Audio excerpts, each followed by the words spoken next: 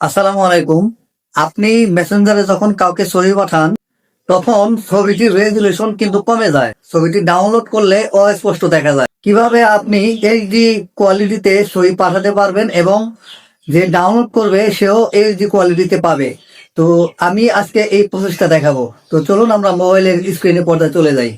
তো আমি এখন মোবাইল স্ক্রিনে চলে আসলাম। এখন আমি মেসেঞ্জারে প্রবেশ করব। মেসেঞ্জার আসার পর নিচে দেখছেন একটি আইকন আছে, মাইক্রোফোনের পাশে যে আইকন, এই আইকনটিতে আমি একটা ক্লিক করব। ক্লিক করার পর নিচে ডান পাশে দেখতে পাচ্ছেন এই যে অফ নামের একটা অপশন আছে। এই এই অপশনটি আমি জাস্ট অন করে দিয়ে যদি ছবি পাঠাই সেক্ষেত্রে তার কাছে এইচডি কোয়ালিটিতে চলে যাবে। যদি কারো এভাবে শো না করে তাহলে আপনারা এক ছবিতে একটা ক্লিক করবেন। ক্লিক করার পরে দেখবেন এডিট নামের একটা অপশন আছে। এই যে এডিট, আমি এডিটে ক্লিক করলাম। এডিটে ক্লিক করার পর এখন দেখেন নিচে বাম পাশে একটা অপশন আছে এইচডি অফ। এই অপশনটা আমি অন করে দেব।